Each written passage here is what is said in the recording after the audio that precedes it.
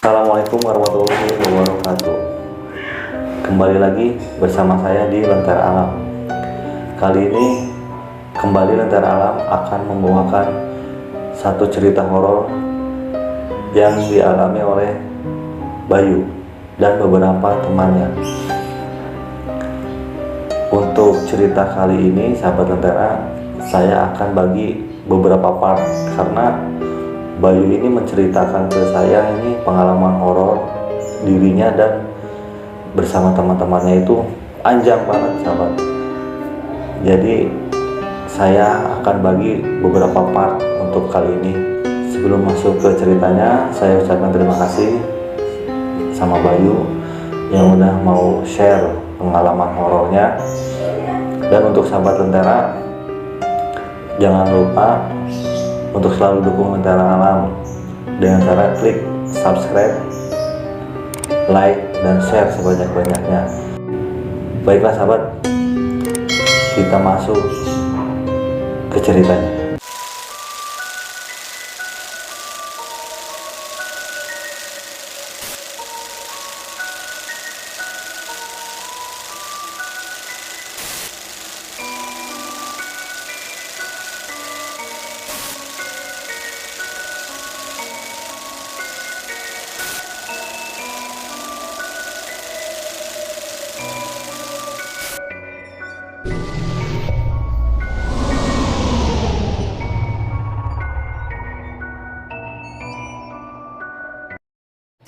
Anto, Erik, Bayu, Ida, dan Hani. Mereka adalah teman satu sekolah. Bisa dibilang mereka adalah sahabat. Di pagi itu, mereka berlima semangat sekali untuk berangkat ke sekolah. Karena pada waktu itu di sekolah ada peresmian gedung sekolah baru. Karena selama ini mereka menempati gedung lama dan masih menumpang di gedung sekolah yang lain. Singkat cerita, acara peresmian pun dimulai. Semua siswa berbaris di lapangan pada saat itu. Mereka riuh bertepuk tangan setelah kepala sekolah meresmikan sekolah mereka dan sudah bisa ditempati. Setelah peresmian selesai, mereka berlima ini keliling melihat-lihat setiap sudut area ruangan di sekolah baru tersebut. Dan secara tiba-tiba Erik bilang, kalian jangan langsung pulang ya. Kita di sini aja sampai sore. Saya mau mainin sesuatu nih. Dan pada saat itu Anto bertanya, emang mau ngomongin apaan sih, Rik? Mending kita ke rental PS aja lah. Dan si Erik pun kembali menjawab, bosen lah main PS mulu. Kalian penasaran gak sih? Ini kan gedung baru, siapa tahu ada penunggunya. Kita akan main jelangkungan. Karena yang saya dengar sih, di sini tuh dulunya bekas kuburan. Lalu Ida pun menjawab, gak usah aneh-aneh deh, Ri. Nanti mereka marah kalau diusik. Dan saat itu Bayu juga sangat antusias mendengar apa yang Erik rencanakan. Dan Bayu pun berkata, wah seru juga nih, ayolah, nanti saya yang buat bonekanya. Ida, ajak sekalian si Hani, karena kan kalian berdua ini bertetanggaan dekat, nanti pulangnya barengan. Dan pada saat itu Anto pun akhirnya setuju. Oke lah, siapa takut nanti kumpul di sini sore ya, jam 3. Singkat cerita, pada waktu sore hari, ketika semua siswa dan termasuk guru-guru itu sudah pulang karena hari itu tidak ada kegiatan belajar mengajar, hanya peresmian. Tinggal mereka berlima. Dan sebenarnya di situ ada satu orang penjaga, sebut saja namanya Pak Anwar, yang waktu itu bertugas sebagai penjaga sekolah. Dan karena Pak Anwar ini rumahnya di belakang kompleks sekolahan itu, sahabat, mereka berlima pun izin ke Pak Anwar, "Pak, jangan dikunci dulu ya." "Emang mau ngapain kalian?" jawab Pak Anwar. "Nah, enggak, kami hanya ingin berlihat-lihat aja, melihat-lihat kondisi gedung baru karena kami kelas 3 dan kami hanya menempati gedung ini setahun. Jadi kami ingin memuaskan," jawab mereka ke Pak Anwar. Dan Pak Anwar pun mengiyakan. "Ya sudah, nanti Bapak akan kunci gerbang ini jam 5 sore, jawab Pak Anwar. Singkat cerita, mereka berlima pun berkumpul di belakang toilet. Saat itu posisinya ada di pojok paling belakang. Erik bertanya sama Bayu, "Bay, boneka jelangkungnya mana?" Lalu Bayu pun mengeluarkan boneka yang dia buat. "Ini udah saya bikin."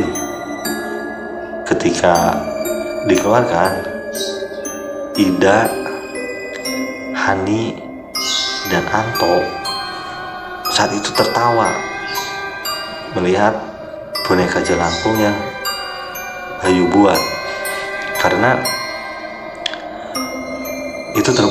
itu dibikinnya dari gayung yang diikat sama ranting kayu yang membentuk ya seperti kepala, tangan, badan. "Masa pakai gayung sih, Bay?"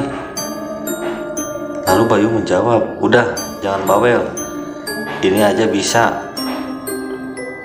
Lalu mereka berlima pun duduk di teras tepat di belakang toilet.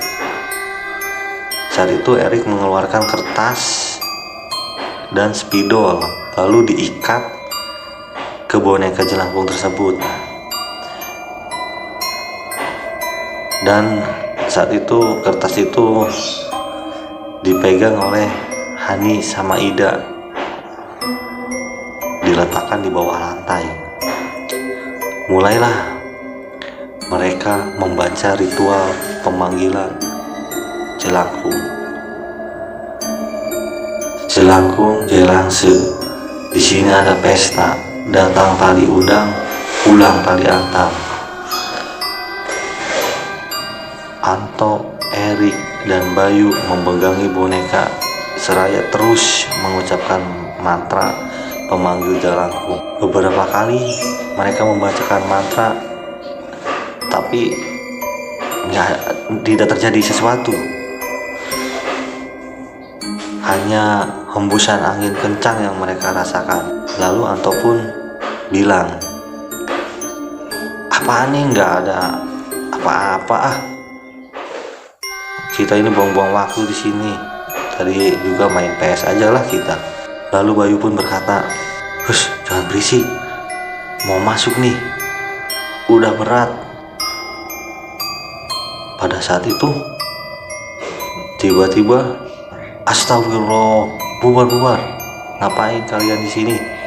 Jangan sembarangan main ginian. Katanya hanya ingin melihat-lihat. Kalian ini bohong sama Bapak."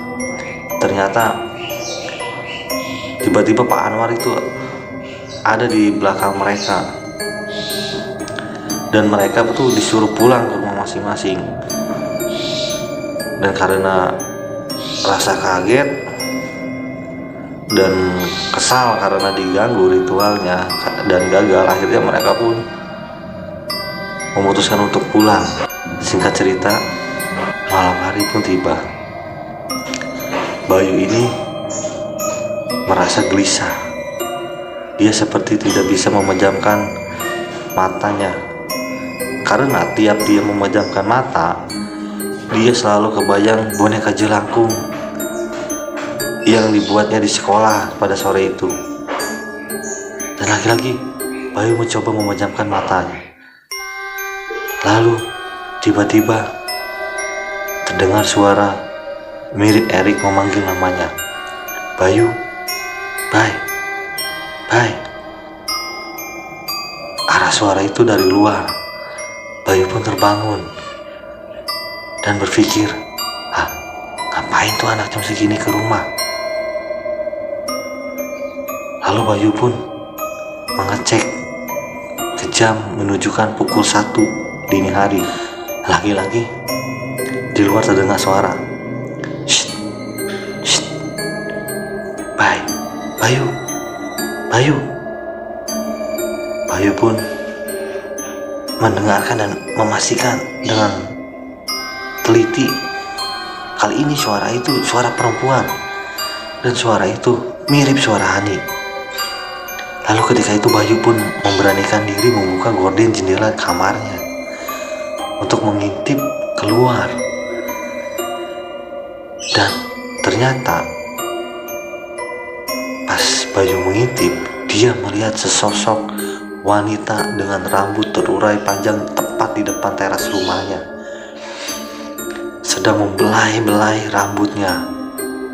Sontak Bayu pun kemudian berlari keluar kamar dan menuju ke ruang keluarga. Pada saat masuk ke ruang keluarga, Bayu tuh melihat ada sosok bayangan seperti bayangan ayahnya sedang duduk di ruang keluarga itu, dan Bayu berpikir itu adalah ayahnya. Tapi tiba-tiba sosok hitam itu berkata dengan nada berat, "Bay, kok berhenti?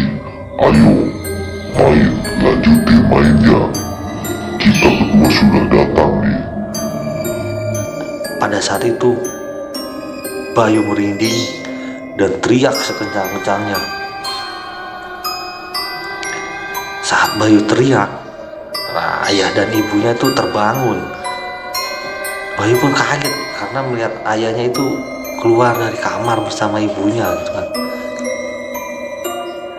Lalu ayahnya pun bertanya, "Kenapa kamu, Bay?" Dengan nada panik, ibunya berbicara kepada ayahnya, "Ya, cepat ambilkan air ya, itu Bayu kenapa?" Karena Bayu itu seperti terpaku, tatapannya kosong, dengan badan yang bergetar.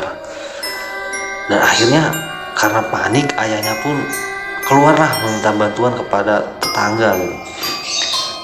Dan kebetulan pada saat itu memang tetangga udah berada di depan rumahnya Bayu, karena mereka itu mendengar seperti suara Bayu menjerit dan ada rame-rame di rumahnya. Jadi para tetangga waktu itu berdatangan, kenapa ada apa katanya. Lalu ayahnya Bayu itu menjelaskan, si Bayu tiba-tiba teriak dan nggak sadar gitu, tatapannya bengong. Ya udah, kita panggil Pak Ustadz aja, begitu menurut warga, menyarankan kepada ayahnya Bayu. Dan dengan dibantu tetangga, ayahnya Bayu pun akhirnya pergi ke rumah Pak Ustadz. Lalu Pak Ustadz pun datang dengan beberapa tetangga yang ikut ke rumahnya Bayu karena penasaran ada apa sih. Dan betapa kagetnya mereka ketika melihat Bayu tatapannya kosong, hanya bengong gitu kan. Lalu Pak Ustadz menyuruh tetangga itu untuk berwudu dan membacakan ayat-ayat Al-Quran. Pada waktu itu membacakan ayat kursi. Dan Pak Ustadz pun meminta 1 gelas air dan didoakan bersama. Lalu diusapkanlah ke wajah Bayu. Dan alhamdulillah seketika Bayu pun langsung tersadar dan langsung mengucap istighfar, dituntun sama Pak Ustadz.